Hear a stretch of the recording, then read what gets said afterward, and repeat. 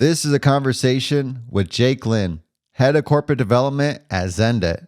One of his main roles is to help Xendit grow into new markets, and he's spent a lot of time doing M&A in Southeast Asia. In this interview, we talked about best practices when negotiating cross-border M&A. We discussed the biggest challenges in cross-border M&A, language barriers, managing cultural differences during negotiations, integration approach to cross-border M&A. This episode is sponsored by Deal Room. In a world of M&A, speed, efficiency, and collaboration are key. The AZ company faced challenges familiar to many. Outdated methods led to time-consuming manual processes that hindered deal potential. Then they changed the game with Deal Room, a modern end-to-end M&A solution. With Deal Room, AZEC's centralized collaboration got real-time results and eliminated excess admin tasks. With Deal Room's help, deals are closed faster, onboarding is 5 times faster, and they've saved $93,000 annually. Don't let outdated methods slow down your M&A success. Join the AZEC company and hundreds of others. Revolutionize your M&A process with Deal Room, the modern M&A solution. Learn more at dealroom.net. Again, that's dealroom.net.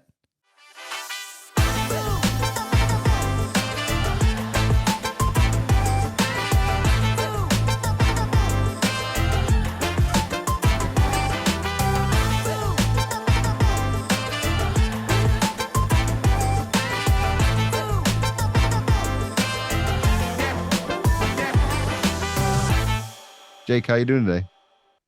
Good, Kison. How are you? Doing pretty good. I know, fortunately, we just missed each other. I'm here in Singapore, and you had to travel out of the country. But I'm glad we got an opportunity to make this conversation happen, and I'm still interested in learning a lot of things about doing these cross-border deals. Maybe we can kick things off with a background on how you got an M&A. Sure.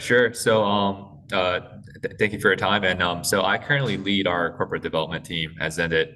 As you mentioned, it is a payments infrastructure business over here in Southeast Asia.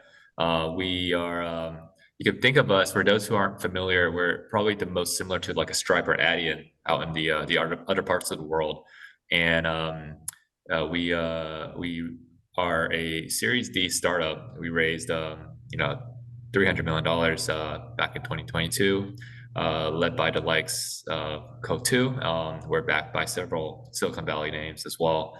One of my key roles since coming over to Xendit is to really help grow into new markets and help them make inorganic decisions that can allow us to either build new product lines, grow into new markets, and really just like make us, that leading infrastructure business that helps serve the underbanked, the large population here that really needs that digital uplift. So prior to that, I was living in the States as a tech investment banker, having started my career at BofA Merrill Lynch, covering mainly technology and fintech, more specifically. I think my journey over to this part of the world was really just a combination of excitement as well as an opportunity to really kind of grow with a really fast growing region that I think is pretty much China 20 years ago. So That's awesome. That's a pretty big shift to sort of be landed. You were where was it, Bay Area or? I was in the Bay Area. Yeah, I was actually in Soma, which is a few blocks away from the Uber headquarters.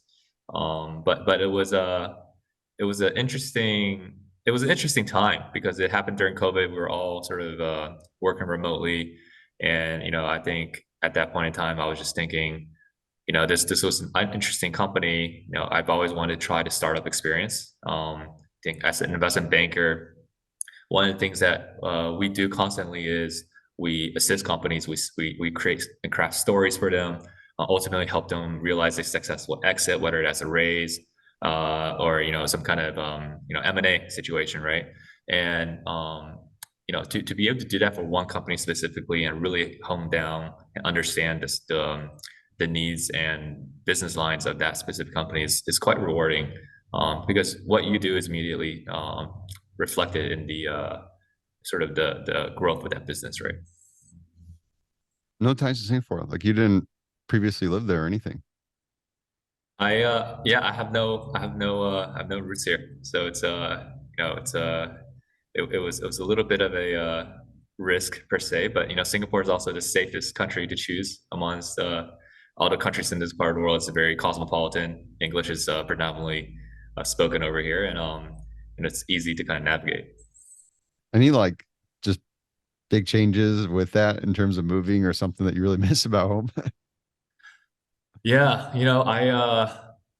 so this is gonna probably sound very, very American, but I do miss American beef. Um, and so in Singapore, a lot of things are imported, right? And I believe there's a really strong economic partnership with Australia. So a lot of the imported goods come from Australia, and the stuff that we don't really see over here are like American. Well, they have it, but it's very overpriced. So like Australian beef that's doesn't taste the same. It's like grass fed versus like grain fed and corn fed over in the States. And then cherries are like $20 a box over here. So it's Wow. ridiculous. Yeah. So there's a few other things, but they have people here they love durians, and durians is like super cheap relative to what you would get overseas, right? And then all the tropical fruits are here are pretty cheap. So it's an interesting adjustment. I think my main the things I miss most about home is probably the food. Benny, Fair enough. certain things you're used to growing up, all of a sudden they just don't have it. So Be a good burger and fries. yeah, well, a burger nowadays over here is like they love promoting. So people here in Singapore they love truffles, right? They love truffle oil, and then they would just put truffle on a lot of things like fries and burgers and whatnot. And so then you end up buying like a $30 burger, and you're like, wow. What in terms of doing these cross-border deals, what is the biggest challenge? Yeah, so I think it's unlike the West, right, where much of the deal making is very institutionalized and counterparties are generally pretty savvy.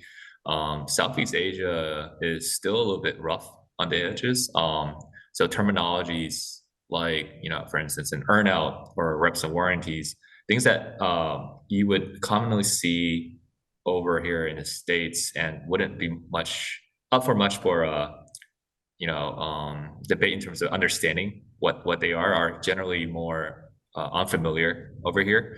So particularly if you're dealing with these smaller size businesses or companies where the person leading that uh,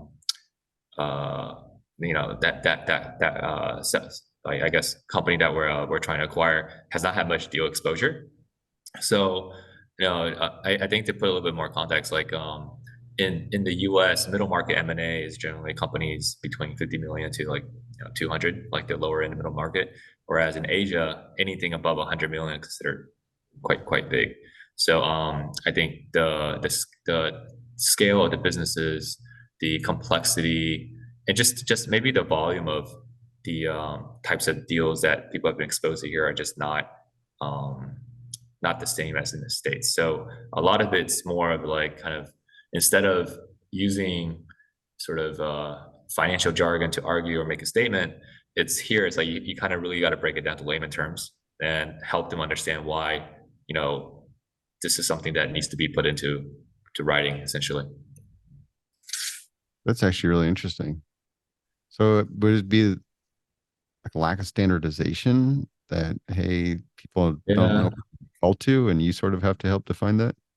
I think it is a little bit of that. Plus, some of these different countries will vary, right? I mean, if you're talking to a mega multinational like company, like the Grabs and Tokos of the world, like that's a very different story. Like they've done a ton of M&A, they've been exposed to international bankers, but a lot of the situations that I've worked with are companies that never hired an investment banker before, so or they've never really gone through a process. And to them, if you think about just even in the States, like if you meet someone who just hasn't been exposed to the finance industry, and you talk about earnouts or reps and warranties, they're gonna be quite clueless, right?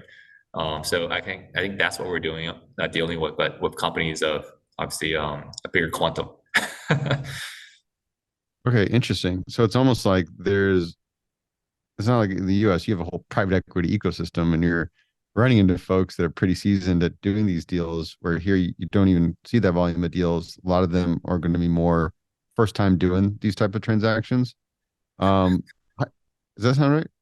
Yeah, I think it depends if you because a lot of the deals that I've worked with are with those that weren't sponsor backed, or maybe perhaps they they hired a local investment banker or advisor per se. That so local being with it, like domestically incorporated in that country where they may not have been exposed to like kind of the institutional training that someone will get at like a bulge bracket, right?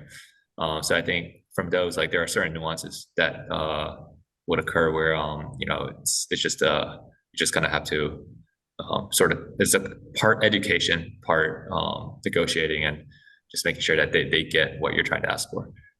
How do you, well, they got two situations. You got one where they don't have a banker. Like one, how do you navigate that? Then we could talk about like dealing with the local bankers, which probably is an experience of its own.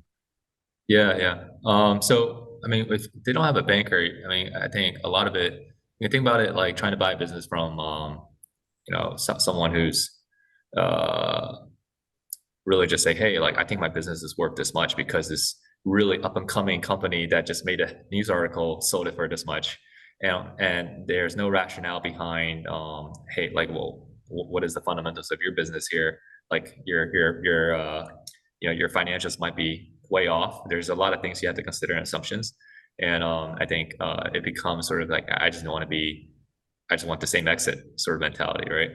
And then, but that's probably more on, when you're talking about valuation. If you're talking about, hiring lawyers to actually get like a purchase agreement done, I think putting money in an escrow, or, certain clauses that you want to instill that for protection, on both sides, I think they just might not see the need for such complexity. And it's just a matter of like trying to explain that to them, right? That makes sense. And then when they do have representation, it's the local banker. What are the differences, or how do you manage that? Yeah, so I think for them, well, I think one example is in the US, a lot of M&A transactions, companies always buy reps and warranties insurance, like to protect just in case something they represent warrant may actually be misstated. I think that's actually very, very rare, or not very uncommon over in this part of the world. I remember there was one situation where we were exploring that, and even the third party consultants that we spoken to are like, wow, this is not very common. So they actually had to bring someone from the States to kind of help look into that situation. But I mean, that's just one example of sort of just certain things that we do over here. Over here, being stateside, is probably not as common in how we do things. But I do think that over time, like you're probably going to see more and more consolidation of mindset and views as sort of the world where it gets smaller, right? Yeah, things become the norm, I guess. Yeah, Uh, yeah. what about like language barrier? Is that ever an issue? I think everyone generally we all communicate in English, or they have to with me, if they don't speak Chinese. But I mean, I think the challenge can come two ways. One is um, sometimes they may speak, but it'll be very broken grammatically, or the accent will be quite heavy. So it almost I almost need someone local to help kind of just be there and just sort of be that middle person to help navigate and translate and just make sure nothing gets lost. Um, like probably the best example is like, if you you know visit a foreign country and you're trying to communicate to a cab driver, it's like trying to go from point A to point B. Sometimes like that challenge and difficulty in trying to convey what you're trying to do, it gets carried forth on deal negotiations too, right? And even local lawyers that represent them, right, or so-called regional lawyers, like there's also issues where we were reading a purchase agreement and we're like, wow, this is written exactly the opposite of what we just verbally talked about.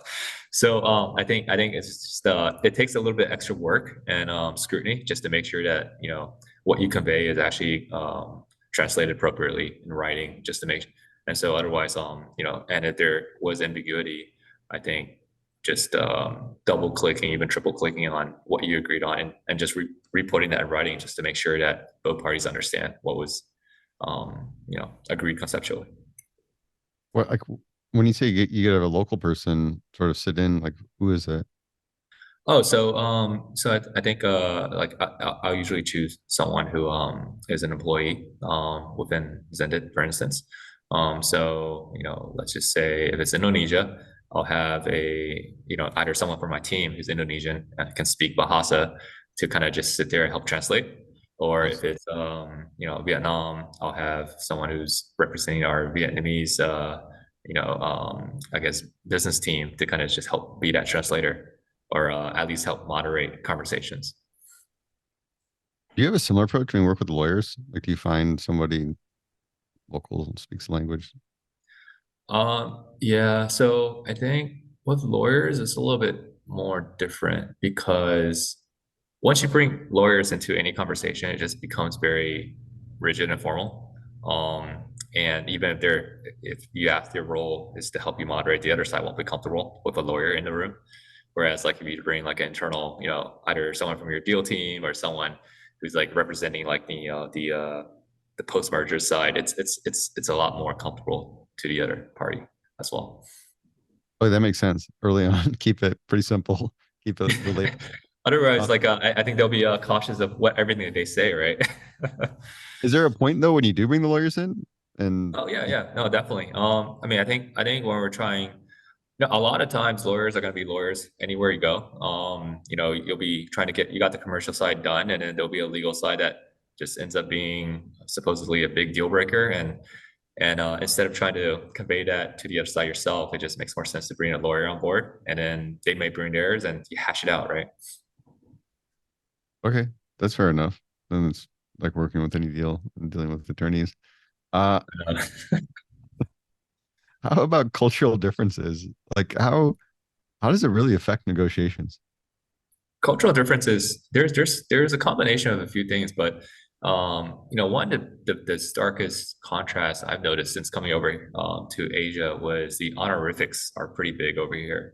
Meaning, I think in the States you can call your father-in-law by his first name and it'd be totally cool, right? And I think people who are older and more senior, well, I don't think people have a certain way of addressing them, but here, a good number of the countries here will actually attach like a kind of equivalent to like a Mr. or Miss before the name, especially if they're older. So like in Indonesia, it's like Pak for men, and then Bu for older women. And then in Thailand it'd be like Kung, and then in Philippines if they're like a lawyer or has some kind of professional certification, you'll probably call them like attorney so and so, or it's very it's very interesting, and I think a little bit foreign, especially if you grew up on stateside. Yeah, But I think the other piece is like it's certain countries probably place a lot more on sort of giving face to the other party. I mean, I think one thing I've noticed just in interactions, right, is that the more junior folks when they speak, it's super humble, or not humble. I wonder if humble is the right word, but it's there's they give a lot of difference to the older person across the table, or just even within organizations, and it's almost in some extents it feels a little exaggerated because just coming from states where we sort of just treat everyone pretty colloquially, right? mhm, Um, yeah, so I think when it comes to even negotiating, I think there's sort of like I think if you're coming from the States, you're not shy to kind of just be direct and just kind of like force your view because that's how you think it should be. Whereas over there, it might not necessarily you know work because I think sometimes people don't want to see you to be too confrontational. They might not like that. Even if what you say is right, they just stop listening to what you're saying and more to, the emotional, aspect of it, right? Like the irrational aspect of it. And so you really got to kind of have to navigate conversations by sort of just ensuring that there is sort of this, like, um, I don't want to say, like, probably superficial politeness that occurs between parties, and you just kind of have to make sure that that's continued to be established. But that said, there are times when the other side may blow up and start yelling and whatnot, but that's a different situation, right? So we got the key themes like salutation part, just sort of following the formality, making sure you're being respectful. In other little aspects of that, kind of people's seniority and things like that. And then this sort of level of directness. How do you manage that though? Like, do you sort of kind of look for little clues or sort of read the room to know how direct you can be or when you need to be direct? And I'm curious because I'm a person with little patience. That's what I'm wondering. Like, that's the biggest theme I've heard of doing these cross-border deals. Like, you need more patience. I'm like, I don't have that patience. How am I supposed to manage this? I want to get things quickly, but I don't want to like wait longer than I need to. So the good news is that we have our stereotypes of them, right? They have the same of us, and so you just got to play to your stereotype, and it helps a lot. So do I call it out and say, hey, listen, guys, I'm an I call it American. out. I call it I don't out. have any patience.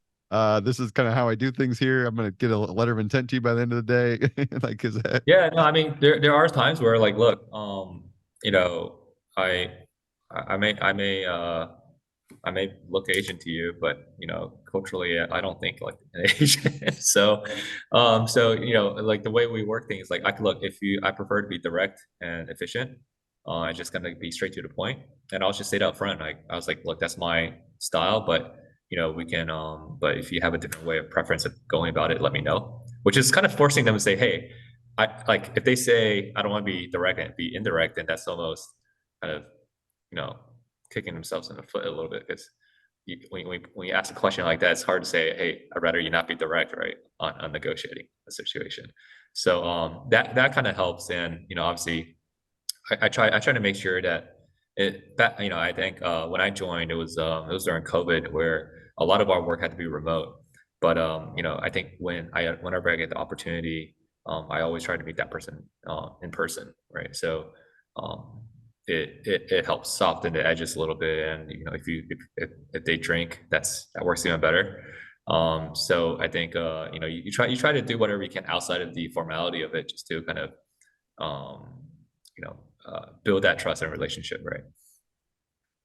Yeah, that's it's really interesting. So I like the being upfront and just sort of prefacing things. So this is how we act or move on deals.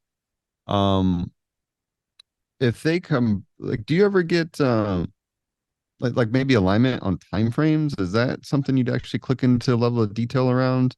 Or I'm just wondering, because if you say it, but then there's still sort of a vague interpretation of what that means, to saying, hey, I like to move fast, I'm pretty direct, versus like, hey, here's like take a time frame. Once we get this information, we'd probably turn around LOI in this many days, and then from there, LOI to close, we're looking at this time. Like, I don't know. Is there other little more details that you click into, or do you just sort of keep it pretty general? I think generally what we've seen is, because I mean, most of my experience has been on the buy side, right? So we're mostly acquiring or investing, and from our side, we generally move pretty quick. Like, our teams are pretty lean, and we can make a decision pretty quickly.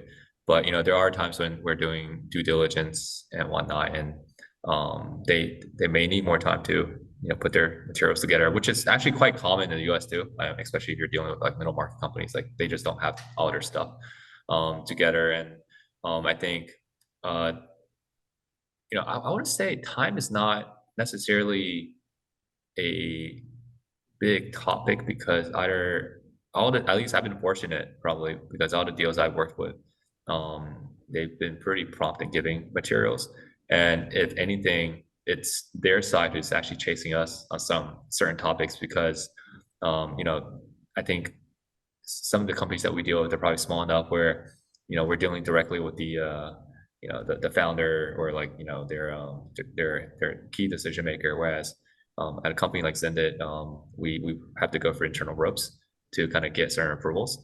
And so I would say the challenge there has been more about making sure they understand the expectations that decision making at our firm is not going to be the same as decision making from their shop, right? And that we have to go for certain compliances, like there's certain internal protocols that we just got to make sure everything's all tidied up before we can actually proceed.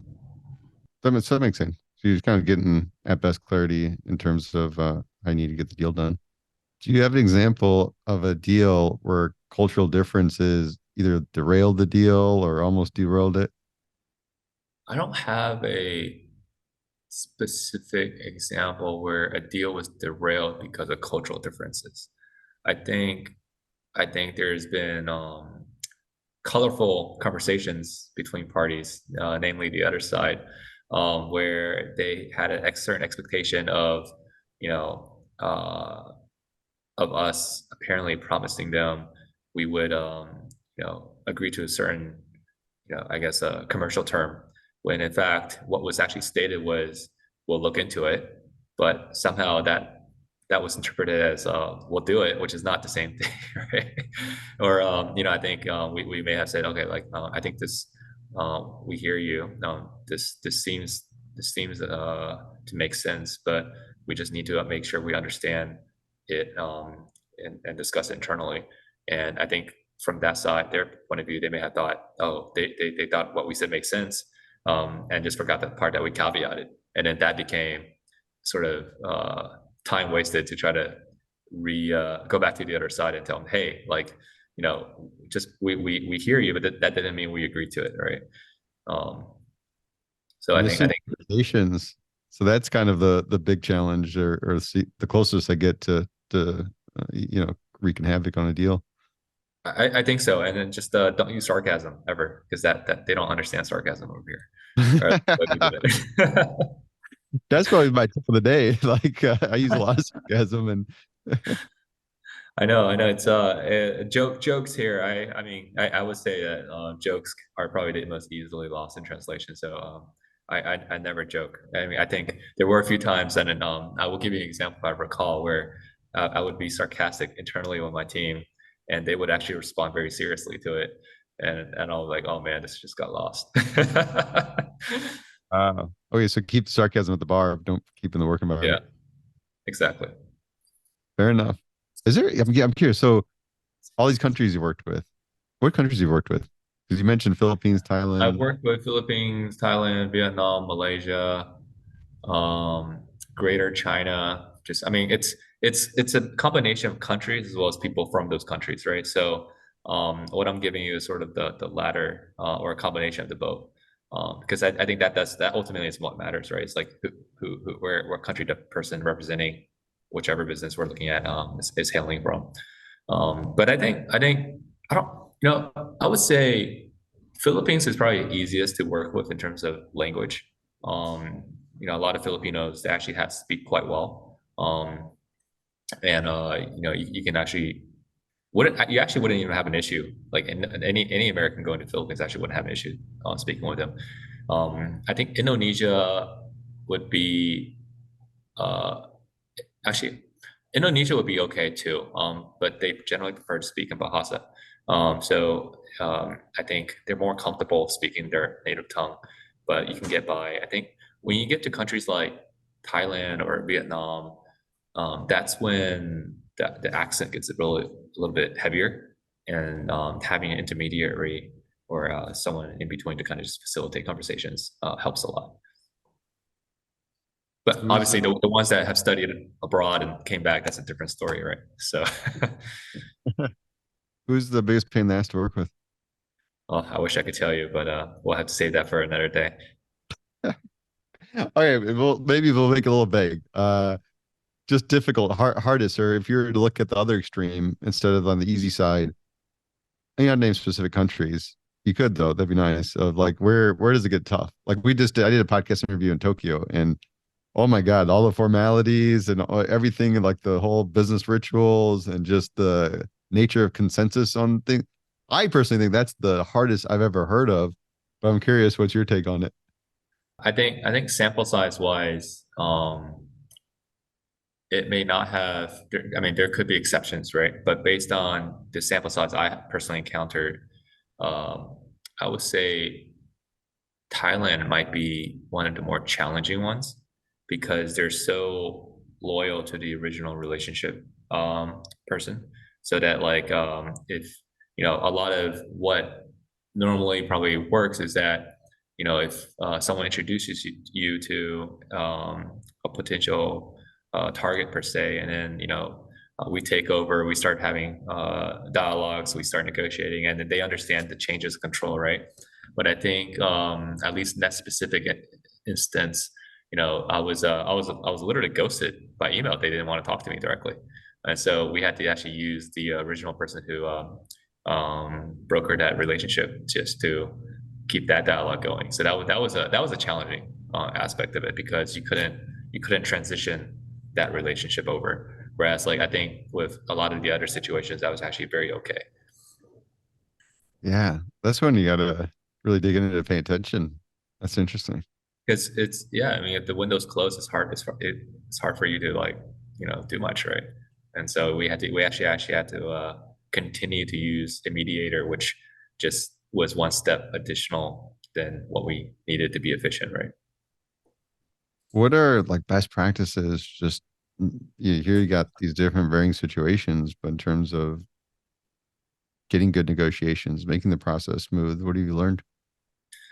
Yeah, I mean, build trust early on. I think that's important. I mean, I think when you are just another face on the other side of the wall, and especially if you sound a lot more eloquent and polished because you came from an English speaking background and you're using English as a tool to communicate, I think people naturally have they become a little bit more defensive, right? Especially when you're dealing with more local businesses.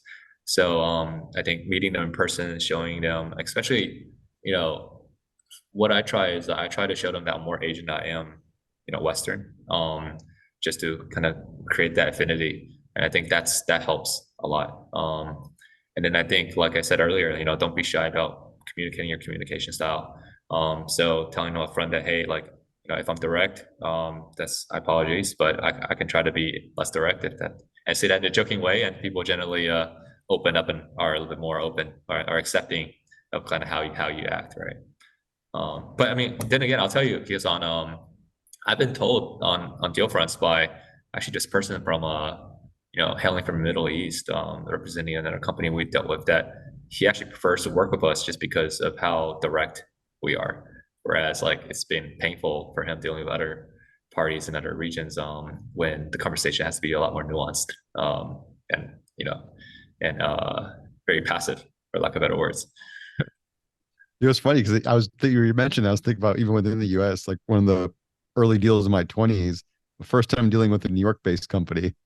And I didn't like it at first how direct they were, but then after a while I did turn around and appreciate it. And I absolutely like love that about New Yorkers. But it just reminded me of that. Like it's Yeah. what about I'm just curious, like in terms of tactics of building trust, if you'd like change your English or tone, do you kind of like slow down your pace of talking? If there's any things like that that you do. Yeah. I I don't think I do slow down and I enunciate my words more clearly. Um, I definitely don't try to do a Russell Peters thing and fake an accent, right? But that might except if I'm at a bar with friends, I'll probably do it for kicks. But no, I mean, I think generally what I do is like if they don't speak Chinese, I'll just I'll speak a little bit more slowly and enunciate my words. But if they do speak Mandarin, then even though English is my strong suit, I will speak Mandarin back just to make them feel more comfortable, right? And then they realize like, oh wow, you speak like a fifth grader, but at least we hear each other, so that works. I like it. leave the fake accents at the bar. I do the same thing. I got the Indian accent, but it's usually after a couple of cocktails and then it'll come out. Yeah, you do it for kicks, right? But yeah, I'm not gonna just throw it in the meeting. It's like, hey. um, I would love to see that if that ever were the case. That'd be hilarious. I don't think it worked. I did it one time. I remember the guy was like delivering some food and I was playing, like messing around with them, and then I switched English. He got very offended about it. So I'm like, all right, I'm not gonna do that. I had faked a few Chinatown accents, just to see how it worked. It was but I won't share too much about that right now. We'll think about the bar when we get together for drinks at some point. We should do a skit, right? Yeah. When you actually execute on these deals, the most important part is integrating them. Are there different approaches that you take given cultural differences and things like that when it comes to integrating companies? No, well, what we generally do when we look at an asset, right, is that if we are trying to buy the entire operations of the company, meaning we want to retain the staff, we want to retain, more than just the license, right? Then we have a underground local team from my firm that actually goes and connects with them. For instance, that will go and connect with the counterpart just to ensure that whether this is something that we can work out with culturally, right? And generally, the cultural aspect isn't an issue, but I think beyond just looking at it from a country to country situation, you're going to be looking at it from a more on just like, does it align with the company values, right? Yeah, because I was wondering about the whole thing. We like to do things direct, be fast about it, but then when it comes to integration, it's almost the same thing. We want to execute pretty quick on it, but it sounds like it's more about each company's values, culture, and looking at how those would actually work together, which I guess is very typical of just integration in general. Right. I don't want to put words in your mouth. If you disagree, you're more than welcome to. No, I think what you said makes sense. I mean, for me personally, I've realized that the harder part is not necessarily cultural from a regional perspective.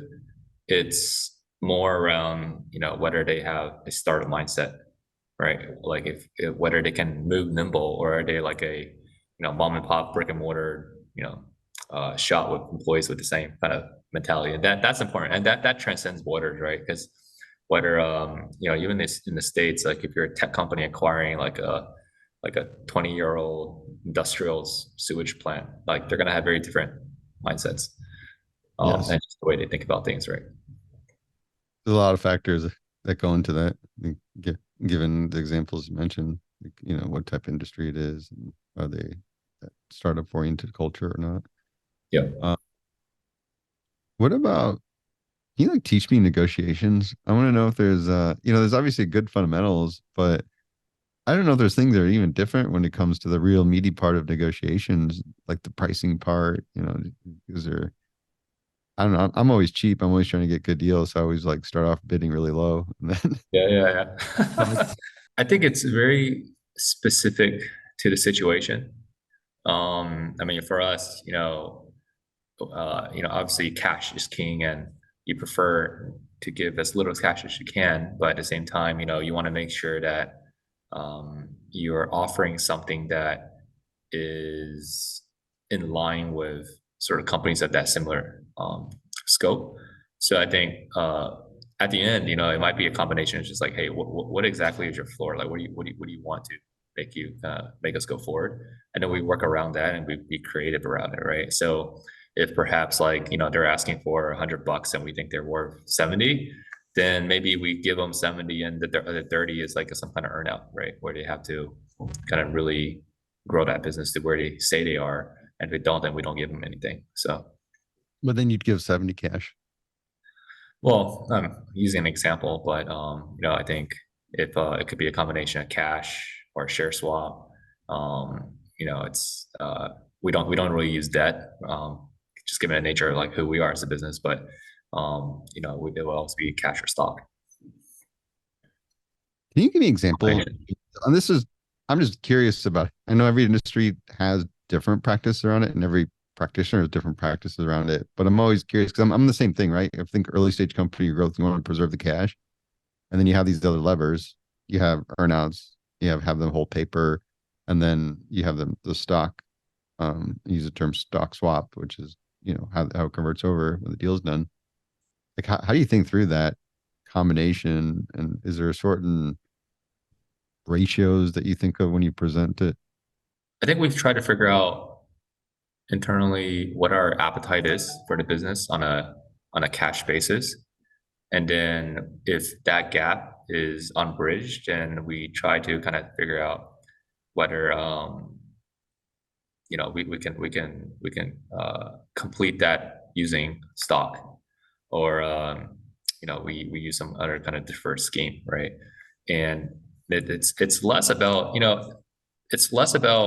reading a whole bunch of relative comparison valuation analysis that your analyst has put in. And I know like investment banks like to do the whole DCF, LBO, public comps, precedent transactions, and all of that, right? But I think the actual reality of it is those are just used as reference, as to just kind of help you get a sense of are we somewhat there? But like most of the actual decision is less around I want to say these Excel exercises, and more around like kind of what was the real value we see in the business. You didn't answer my question. Yeah, sure. Is there, well, I guess one question generally is if on the stock part, if we take that apart, like how do you value that? Is it sort of, hey, we look at our last 409A and that's kind of what we're putting on the table is value of the stock, like, because I'm just curious if hey, I'm going to boast this over valuation, and then let's do all stock deals and go on an acquiring spree. Like, how do you think that through? I probably can't disclose that, unfortunately, because that might be a little bit more on the confidential side. Fair enough, man. This is like fair game. I'm getting free advice, so I totally understand. Yeah, and I just didn't know if there's like a general thing. Like, is that open up that, hey, it's for interpretation of what we define the value, and that's presented part of it, or is there sort of like a formula that, hey, it's very no? I think there'll be sort of a valuation or a price that we have in mind, and then there may be instances where the other side may have a different view, and that just results in the two parties discussing and ironing that out, right? So that could be up for negotiation. Is that here's the value that we're looking at in terms of what the stock swap would be. Yeah. But I don't think I can comment too much on how we do it, unfortunately. Okay, fair enough. But what about just general like combinate ratios? When going back to that, where it's like, hey, and again, I'm trying to play out a scenario. If I'm doing a deal and I want to preserve as much cash as possible, I just want to know where my boundaries are before I look ridiculous. Where it's like, hey, I'm going to give you like 10% cash. Yeah, I mean, like I think stock swap. Yeah, fair enough. I mean, look, if you're a public company, it's a lot easier formula, right? Like everything is already listed. You just do an accretion dilution analysis, and then you figure out like what you're comfortable with, right? If a private company, then your stock is private, and so it'll be based on a certain type of valuation that both parties have to agree on. And I think the benefit of it will, I mean, for a company that will be willing to take an investment from a private business, right? I mean, let's just use Stripe as an example, right? They were worth what, 95 billion at one point. I think a company that saw Stripe's potential a few years ago, before they ever hit that 95, they probably would have thought, okay, well, if I take private stock from Stripe today, then there's a chance that there'll be strong accretion, and then it exits and I benefit even more. So that value to them might be worth a lot more than just cash, right? The cash is fixed, but if you take shares essentially of a company that has high potential, and they have high potential just based on street cred, then I think some companies will see the merit of doing that. Yeah, it's like the interpretation of the future value. Yeah. That helps. if you had advice to give for somebody doing their first deal that's a cross-border deal, what would you give them? Observe, and just respect the local nuances, and just try to really interpret and try understand how the other party acts and functions. I think the first meeting usually never comes to much fruition. You kind of need a second or third meeting to kind of really build that initial ground. And then I think once they open up, or once you're able to kind of meet them on a more casual setting, it just helps. Jake, what's the craziest thing you've seen in M&A? Yeah, so I can share with you. Hey, just don't name any names or dates, okay? That'll keep both of us out of trouble. What I will share with you is not from an experience I've had with my current company. I'll share something from the past so I feel a little bit more safer. But the craziest thing was I was sitting in the board meeting. I was still an investment banker, right? And the board members were they happened to be Chinese speaking, right?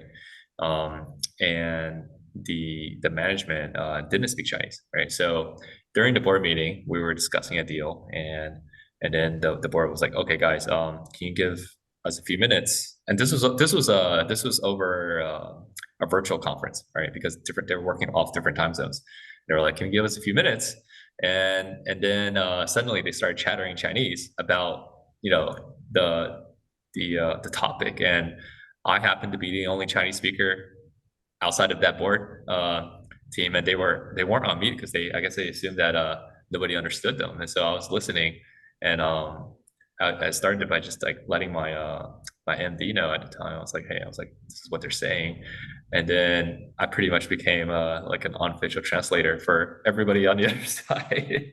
So it essentially became a live translation, and then I was like, "Oh, this is an interesting setup that I got myself into." That's funny. That's actually really Yeah. interesting. I was waiting Yeah, for you that to say. was crazy because there were some colorful remarks made by the board, and then obviously like there's a reason you speak another language when you're uh like in a certain place, right? I'm sure like I do it to with my wife sometimes. I'll like these Chinese that want to trash talk about the person next to me on the bus, right? Who these idiots think they are? Oh my god, that's so funny. Yeah, yeah. This is a great conversation, Jake. I appreciate taking the time helping me become a better M&A scientist here. No, of course. I thank you for taking the time to speak with me as well. It's always interesting to kind of like um kind of think about the experiences in a more structured manner. So Hey, those of you still with us, thanks for sticking through this far. This was a fun conversation. Till next time, here's to the deal.